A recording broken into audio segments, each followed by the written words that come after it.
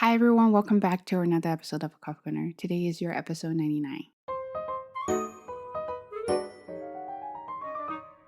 Today we're going to continue to talk about the book I'm currently reading, Good Insight by Dr. Becky Kennedy. We're on chapter 7, Behavior is a Window. I didn't really realize how valuable this chapter is until something happened on Sunday and I start to rethink about reading it again. And I actually really learned a lot from it. So what happened on Sunday is I was playing with my little one. I was really taking care of him a lot. And then I was trying to put him back to his crib for a nap. And now, of course, he didn't. He struggled. He was crying. He was screaming. And I tried to stay with him. I tried to calm him down. No, it took me probably about 40 minutes.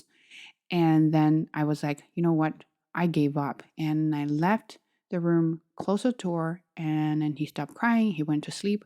But I didn't go downstairs. I went to my own bedroom because I knew if I went downstairs and I saw my husband, there were going to be a fight. And I was so unhappy about what was going on with him. And I knew, okay, first, I could feel the anger in my chest. I was going to explode. I didn't know what to do.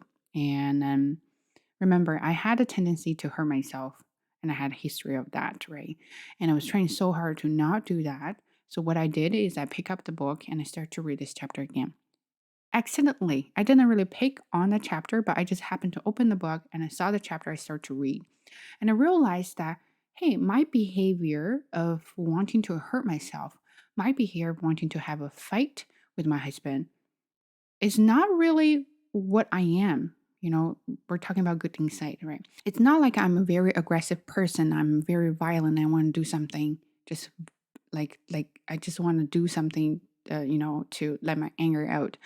I think what I was trying to do is I feel hurt, I feel tired, I'm very stressed, and then I need a break.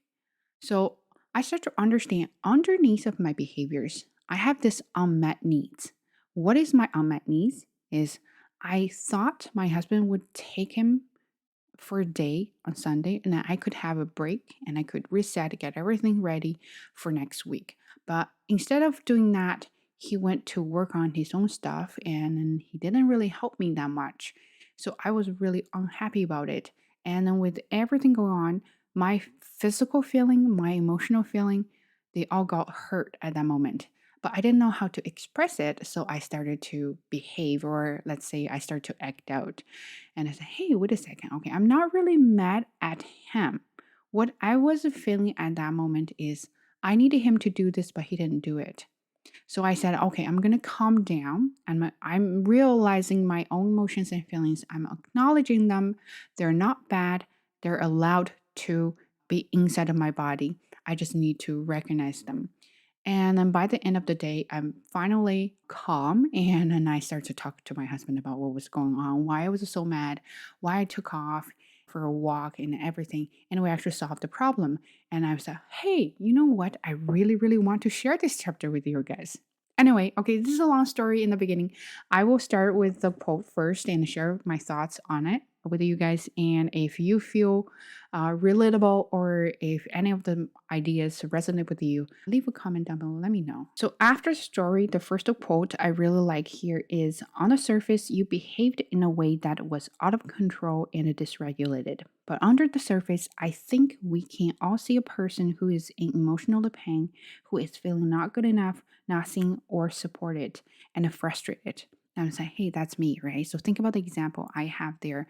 I was really thinking about myself. What I was frustrated about was because I needed a break and I didn't get it. And then he's behaving like that. And of course, I got bad, right? Not like I'm a bad person with the crazy behaviors.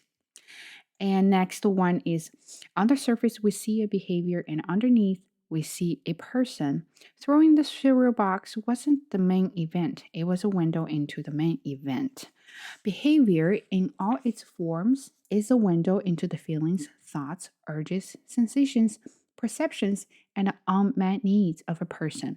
Behavior is never the story, but rather it's a clue to the bigger story begging to be addressed. So when you are in a relationship, you see or you are the person, there are certain behaviors out there. it is easy for us to focus on behaviors rather than what's really going on underneath. So when we are seeing the behaviors, we get mad at each other and we start to attack each other with their behaviors instead of addressing that. I understand you're feeling frustrated. I understand you're feeling hurt now. Just let me know how I can help you. It's hard to realize that, or it's hard to ask those questions when you're in a very like a hot argument, when you're in the middle of the fight. So you start to only focus on the behaviors. You just think the other person is ridiculous. You want to fix them, right? So that's the word, fix them. But underneath, would you really realize what they wanted? Probably not. And then I'm thinking about myself. I start to realize when I'm not happy, I have heavy feet and heavy hands. So what does that mean? Means that when I put things down, I do it heavily. I make noises. When I close the door, I slam the door. Because I want to get attention from the other person. I want them to know that I'm not happy. I want them to ask me what's going on. But instead of telling them I'm mad now, I want them to be proactive, right? So I want them to ask me first.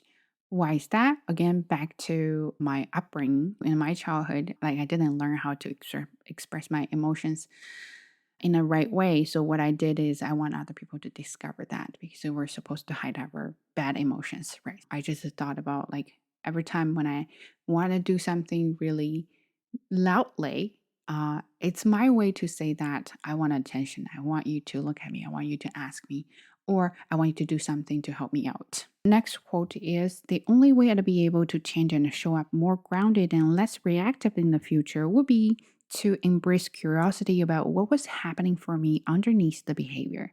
It may sound counterintuitive, but when we focus too much on judging and changing a specific behavior, we get in the way of the behavior actually changing because we miss the core struggle that motivated it in the first place. I really like this, and I keep reminding myself when I need help. I'm going to ask myself what's really going on underneath when I behave like that. And when I ask myself like that and I start to think about okay, so I need to acknowledge my feelings. I need to acknowledge my behaviors and I need to explain to myself why I'm having this moment right now. It's more like a self reflection. Now I have a journal. I will write down my feelings and emotions and I'm trying to understand why I have that moment. So what you can even do is to have a chart of it. You will have what are you feeling right now? What leads to the feeling and what you can think of the worst situation if you continue with that feeling and what you can do with it and what you want other people to do with it. So I have the whole chart of that to understand myself. I know it sounds very complicated and sounds a lot of work there, but it really helps. When I have the struggles, when I have the moment, I will just pause and I will go and I will write everything down. So I don't dump my anger to other people. And that's the most important thing. As an adult, you're supposed to really learn how to manage your negative emotions. You want to contain them and face them, be friends with them. So you will appear more harmoniously in front of other people and then you will have a better relationship with other people. So that's why I feel like this is very important is just keep yourself curious about what's going on underneath your behavior. And I really like it says that when we focus too much on judging and changing a specific behavior, we get in the way of that behavior actually changing. So, what I understand from this quote is when you focus too much on changing that behavior, you're ignoring the core value of why that behavior happens. And then you just want to fix it instead of finding the reason for that. And I like the example she gave here is it's like you have a leaking roof. What you did is just put a duct tape on the leaking roof and then you wonder, oh, why it's still leaking? And then you put another layer on the top of it and it's still not solving the problem. But you have to really, pause there and then start to think, dig a little bit deeper and then think why it's happening and then fix it from the root. So that's what I understand about this one. Next one, when we focus on what's under the surface, what they need to be less combustible inside, their behavior will appear less explosive on the outside. By understanding what motivates behavior, we can help kids build resilience and regular emotions, which will inevitably lead to behavioral change. There will be some lag time, of course, but when the change takes hold, it will be in a way that is lasting, meaningful, and it generalizes to a wide range of situations. I know it's talking about the children, but I'm still thinking about myself in a relationship. And I think why this quote is really important for me is I'm consider myself very combustible. What does combustible mean? Is easy to catch fire. If you say something, I'm gonna get mad right away. Think about people being offensive. So if you say something, oh, you eat orange, and then right away it's like, what? So I can't eat orange. Why eating orange is so bad? Are you discriminating me on eating orange or something? So you that's combustible. And I used to be like that a lot. I'm getting better. I used to be like that a lot. And I think about myself is nobody really tried to understand why that happened, why I had the behavior. Could be, when I was a child, I got laughed at eating orange. And then when you say eating orange, so I thought that was a bad thing for me. But instead of doing that, or instead of trying to understand me, and you start to be like, oh, why are you acting? It's just orange. I didn't say anything. It's a joke, right? Think about another episode I did a long time ago is if you, people joke around, right? People joke around and then you react and the other person thinks, oh, why are you making a big deal? It's just a joke.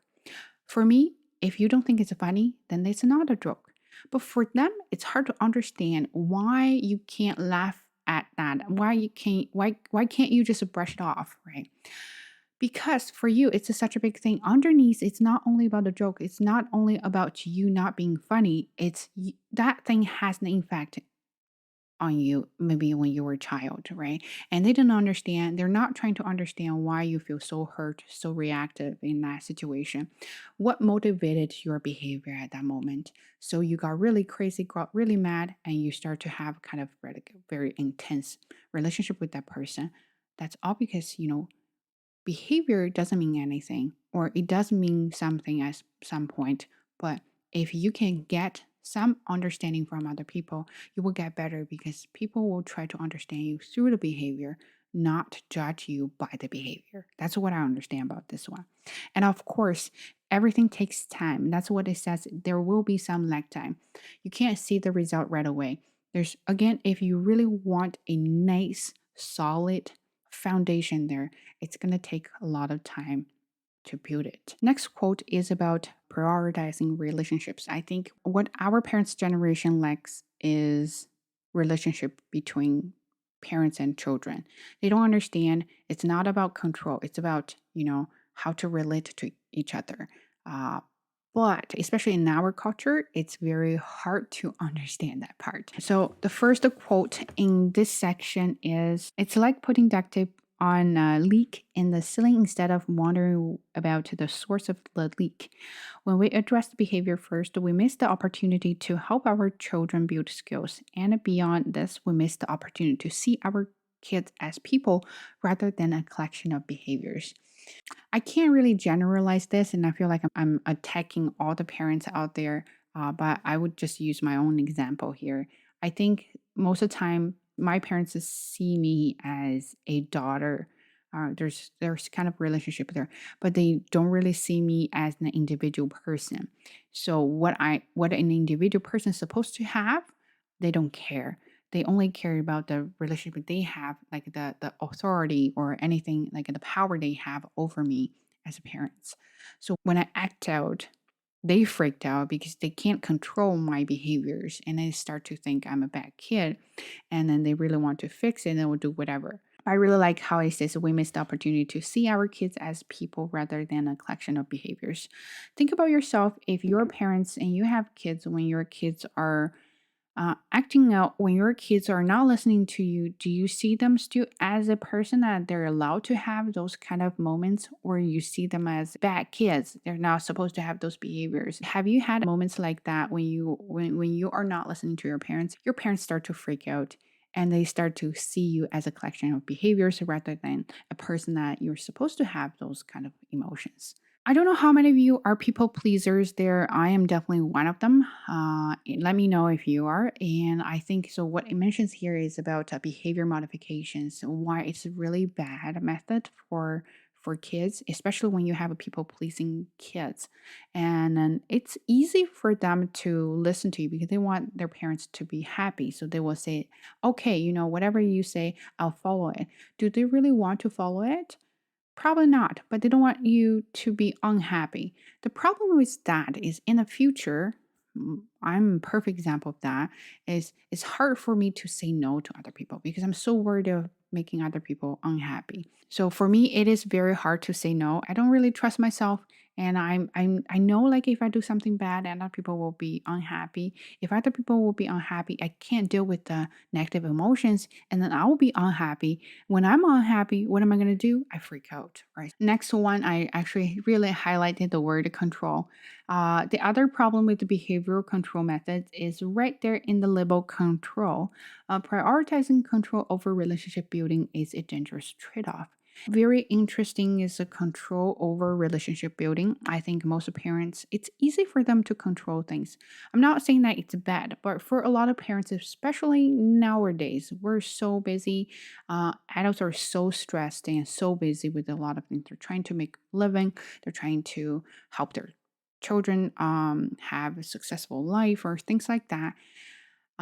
Whatever can get the results fast, they will go for it. That's why behavior control, behavior modification method work wonder because right away you can see the results. But what they ignore is in the future, this thing is not going to last because eventually it's like it's like a rebel in my life. Control has been through my life, right? They wanted me to do this, they want me to do that, and they want me to learn, or they want me to behave like a girl. And in a university, they want me to study a certain major, and after they want me to get a certain job. And then, of course, at a certain age, they want me to get married and get a kid or all sorts of things. So that's kind of like more like a control other than relationship building. Um, but for me, of course, I might I might have wanted to have a family at an early age, but because they said that, of course, deep down, I was like, no, I'm not going to do it just because I want to be myself. That's called rebellion, right? Next one. When we sacrifice relationship building in favor of control tactics, our children may age, but in many ways, they developmentally remain toddlers because they miss out on years of building the emotion regulation, coping skills, intrinsic motivation, and inhibition of desires that are necessary for life success. What I really like about this quote is I feel like because our parents are so worried about us, or we are so worried about our kids, we're trying to control everything so they're safe, so they can get on the right path to success in the future or sorts of things. They stopped learning how to deal with their emotions and feelings when they have bad behaviors. The parents are very worried, right? So they say, okay, you're gonna stop doing this, you're gonna move on to that. For them, they're not really solving the problem. They're suppressing their emotions. How to deal with the emotions, how to cope with that. The skill development has stopped right there whenever the age you were. A lot of things, especially how to deal with the failures, stress, mistakes, you don't have it. You don't have resilience because your parents never really encourage you to learn those kind of things and you stop growing in that matter. I don't know how many of you want to really escape from your family? How many of you want to become really independent? And when your parents want to have a conversation with you, you rather to not have that. And also your parents keep saying that you're not attached to them. You're adults, um 翅膀硬了, right? So let me know if you have that moment. So the first quote under that category is if we don't build a sturdy foundation with our kids, one based in trust, understanding, and curiosity, then we have nothing keeping them attached to us. And next one, she mentioned a term, it's called connection capital. It refers to the reserve of positive feelings we hopefully build up with our children, which we can pull from in times of struggle or when the relationship between us gets strained. What I understand about these two quotes here is it's very hard for parents to learn let go, and but eventually they will have to, right? So, for example, myself, right? My first let go is to went him off. So he stopped breastfeeding and then second one, he moved to his own room, his own crib. So those are all the goodbyes we have to say to our little ones, our kids. And I'm sure it was very difficult for my parents as well to say a lot of goodbyes to me. Uh, and they're afraid. So remember, behavior is just a window. Their behaviors of trying to control you is they have fears, right? They have fears. They worry that they're gonna lose you, and they don't have the attachment to you, or you don't feel attached to them as well. So that's sort of things they're worried about, and that's why they want to control you more. Behavior is window. That's how I start to understand my parents. And what it says here is because you don't build the positive feelings for your kids, and then they're not going to want to attach to you. All they want is to run away from you. Once they can, they're gone. And also remember, when they grow older, you're growing older as well, and they're physically bigger, stronger than you, and you want to control them. There's no way, because now they have a power to do whatever they want. And what are you going to do? Right? You can't control them anymore. But what if they do something stupid, something bad? How are you going to do with that? Right? Think about yourself as well. When you become stronger, when you become more powerful, what you want to do is you want to do something for yourself, because for all the years in the past, you couldn't because you're parents. And now you feel like you're going to binge watch a lot of things because you never had that chance. You do a lot of crazy things that you never had a chance to do it because of the control from your parents. So let me know if you had that kind of experience or thought. But the attachment we have or we don't have there is because of our parents didn't really have the connection capital. It's like you deposit money to a bank, right? You're going through a difficult time. You want to withdraw some money, you want those financial help. You can't just go to bank and say, I want to withdraw some money. And I'm sure the teller will tell you, hey, you don't have any money in your bank account. Same thing, you start to deposit those positive feelings, positive connection to your bank. And when you need those kind of things in the future while you're going through difficult times with your little ones, you have something to help you. That's how you are going through the difficult times with your family members. Okay, next quote is focusing too much on behavior change can cause us to lose touch with our humanity. We end up looking at ourselves and our children only for what we produce on the surface without any regard to the elements that make us whole, our feelings, our fears, our needs, our compassion. It's easy for us to focus on something on the surface because it doesn't take much effort to look into it. You see it, you think that's a problem, you're going to solve the problem. But if you take your time and look through the window and deep down, there are more complicated stuff for us to understand, but it takes a lot of effort. You'd rather just solve the problem quickly and you can move on for something else. Okay. All in all, I think what he says that no matter what happens, your first reaction is to, of course, stop them because you want to keep them safe, but also you want to understand why they have that behavior. But underneath the behavior, it's all about our emotions, feelings. For us, easy to manage because we're so strong. For kids, a lot of things are very overwhelming, right? So for them, they just don't know how to handle that. What they do is to go crazy. And that's the way to help them get out of those emotions and the feelings. So you know, oh, something wrong there. Next quote I really like: the children's thoughts and feelings, needs and perspectives, motivates and values the things in short that result in certain behaviors. The behavior is only what's on the surface. What matters is the person who does the behaving and why she does so. So who she is, who the person is, and why is she or he doing it are the questions we should ask every time we see such certain behaviors. Let's talk about relationship you have with your partners, the relationship you have with your friends, colleagues. When you see them behave like that, what are you going to do?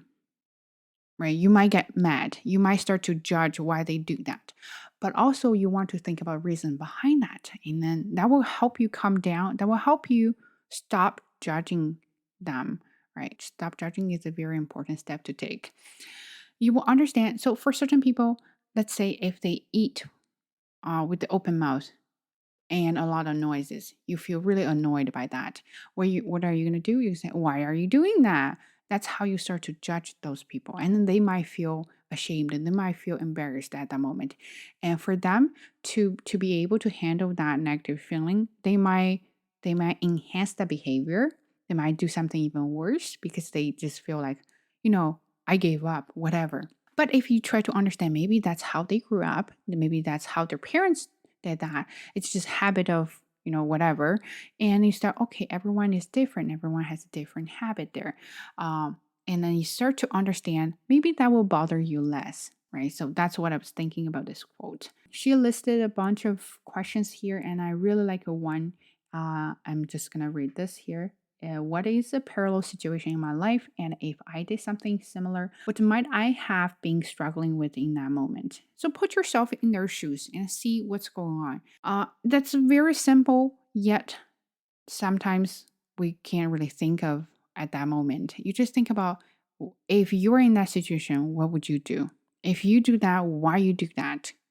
That's what I really like about these questions. When I have the moment or when I see this in other people, what I do is I would think, oh, okay, how would I react in that situation? And I say, oh, I might do something worse or I might do something better. But overall, I might feel hurt at that moment when people say that. And that's why I may behave like that. And I start to understand, uh, as a kind person, I may try to kind of smooth the whole conversation, smooth the situation, and help that person out, right? That will really help with your relationship.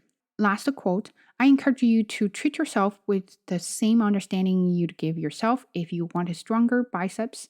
It takes consistent hard work, repetition, and tolerance of moments that don't feel good or natural. But once you start to notice the change, well, there's no prouder feeling than watching all of your efforts, which actually feel right and feel good, pay off. What I like about this book is not only about taking care of your children, it's more about taking over yourself. When you have the moment you want to explode, try to understand yourself. You want to treat yourself nice too, which comes to a next topic, self-care. You want to be nice to yourself. You want to be that kind of person that you can take care of yourself first, then you can showcase how you deal with those emotions or kind of unwanted situations to your kids, and then they know how to do it too. But firstly, you need to be nice to yourself. If something happens, if you're going crazy, uh, and at that moment, don't judge yourself as a bad partner, bad parent, bad daughter, bad son. Uh, you're just, at that moment, you're in an emotional pain and you don't know what to deal with, how to deal with that. And you're hoping someone can notice it and help you out. But if you can't get anyone to help you, you got to be the one to help yourself, right? So you have to acknowledge all your emotions you have there, why they cause the pain, and try to understand that and then try to acknowledge their existence. And then you will feel a lot better and you'll become a calmer and better person, and you will have a better relationship with the whole world and yourself, of course. And that's why I really like this chapter. In the end, I like to briefly talk about this theory designed by Thomas Gordon, behavior window. What he says here, and you have this triangle, you have a line, and above the line is something you can see, which is your behavior. Under the line, what you can't see is the emotions and feelings, all other things, right? So normally for us, it's easier to see something above the surface, and then you can say, oh, he's behaving like that. He's not happy. He's going mad, and this that. But underneath, what's really going on, we don't know. The most important thing for this theory for myself is the window sash, which is a line of acceptance, and that really, really, really helps me. And I hope this theory will help you as well. It's a line of acceptance, and some people have a high line of acceptance, some people have a low line of acceptance. And one person can have a high and a low at the same time, in a different situation. Then you have to understand, what does that mean is certain behaviors might bother you in certain situations. How do I know? Let's say today I'm super tired, I'm very frustrated, and my kid doesn't do well today and doesn't listen to me, and I haven't cleaned the house. Everything is so messy. I'm stressed, I'm frustrated, I'm overwhelmed. For me, I will have a very high line of um, acceptance. That means if my husband comes home and looks at me and say, "Hey, how's your day?" I might flip right? Even that he hasn't done anything wrong yet, but just that, how's it going? Might trigger my anger. He might pick up a glass and then start pouring a glass of milk, and then he start to juggle that down. I hate the sound. I'll be like, I can't tolerate that. Why are you making sounds like that? Because I have a high line of acceptance. I can't really stand that behavior. I can't really stand the sound. Not because he's a bad person, not because he's been doing something really annoying, just because for myself, at that moment, a lot of things have affected my line of acceptance. Uh, but but if I can let him know, say, hey, you know what? Today I'm really tired. I'm really overwhelmed because he's not listening to me. So I have a really bad day. And if I get mad at you, it's not because of you, but I will try my best. And don't do something stupid. So I might give him a warning so he won't make me mad. If I'm mad and he understand I'm having a bad moment at then, I'm not mad at him. I'm not just randomly being a crazy person. And that's called mutual understanding at that moment. So that's why I really like this theory. Let's say today, grandparents took my little one for a day. So I have relaxing morning. I go shopping. I'm currently making a video. I'm doing a lot of things that make me happy. And if my husband comes home and he accidentally smashes a glass or a bowl or he does something stupid, it's okay. Don't worry about that. It's not a big deal. Or he says something stupid to me and I'll be like, yeah, it's okay. That's because all the things that have a line of acceptance at that moment is I have a good day. Right. Your emotions, your reactions fluctuate. Right. If you have that moment, you can ask yourself, what has triggered your behavior? What has triggered your line of acceptance at that moment? As long as you understand that you have a bad day today, you just can't stand certain behaviors, you can start to talk to them and let them understand that you're not being crazy, you just have bad day today. And of course, when you have a really nice day, good day, you don't have to talk about that. You already show your happiness to other people and they can be surrounded by your positivity, right? So that's how I really like this behavior window. What you need to do is to treat yourself and understand yourself, and then you can have a better relationship with other people. I'm gonna read some of this, and then we'll finish the video. Becoming aware of what is happening within us, of our own feelings, means we then become responsible for how we respond. And we stop blaming others for how we feel. We also stop blaming ourselves.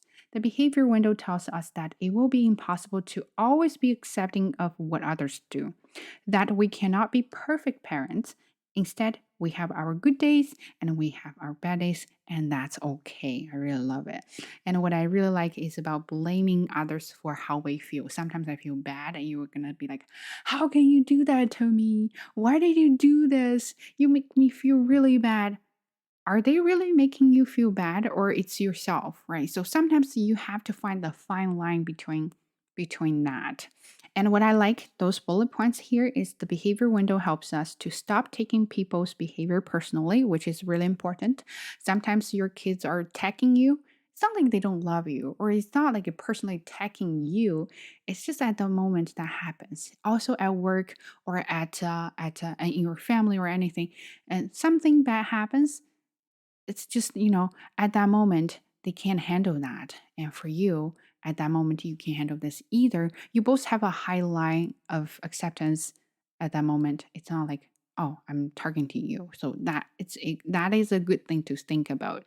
And also, for people like you and your husband, you and your boyfriend, girlfriend, or in your family, your parents and you, or your kids and you, we're different people. We have different levels of lines of acceptance, and then they don't match. When they don't match, there's going to be a fight, right? There's going to be a fight there. So that's why think about a line of acceptance and think about we're different and we have different levels of lines there.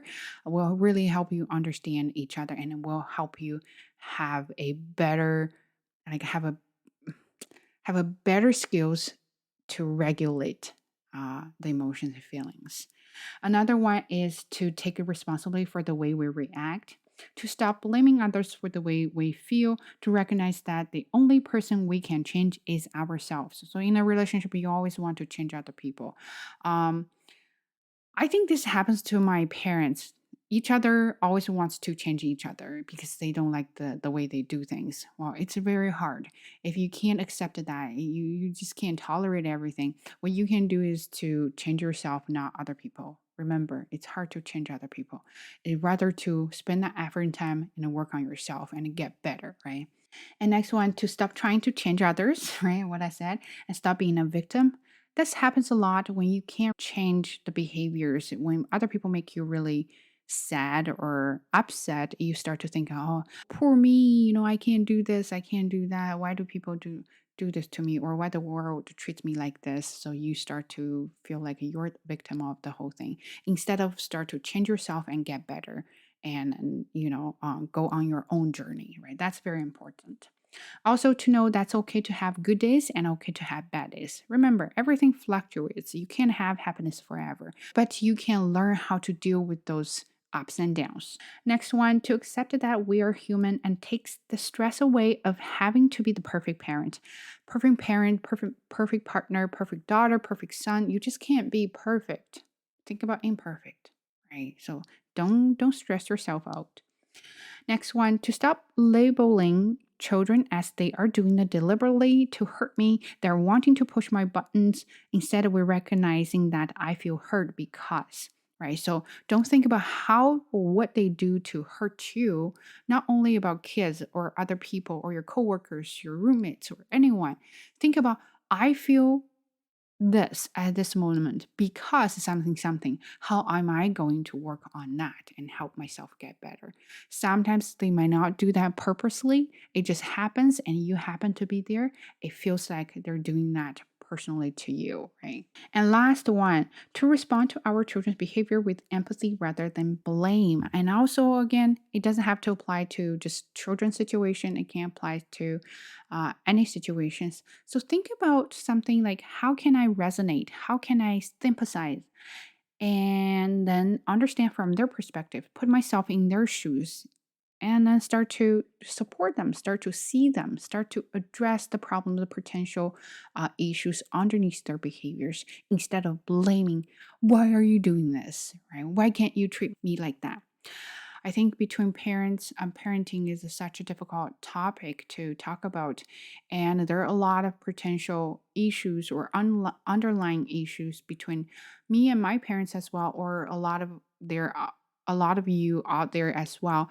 It's they are not trying to understand us. When they want to control, what they do is they want us to have a happy life, but they don't know how, right? When you think about that way, you might be able to have a chance to really sit down and have a nice talk with them and have them understand how you feel. If if they still don't understand you, if they still treat you like that, you just have to tell yourself, let go of this and move on and then have your own life. Right? I like to finish this video with the last quote here. If I've had a bad day, I might say my line is high, so I'll find it more difficult to be around loud noise at that moment. Or my children could say my line is high because, and I don't want to be reminded to do things. I'll get to them. We've found that being open about the position of our lines of acceptance helps promote consideration. So, this behavior window is a common language that gives us an understanding of ourselves and of others. So, when you understand the line of acceptance, when you understand behavior is just a window, then you will be more open, you will be more considerate, and then this will definitely help with our relationship with anyone in the world. Okay, so that's pretty much everything, and I hope you like it. And stay tuned for next episode about shame. Bye.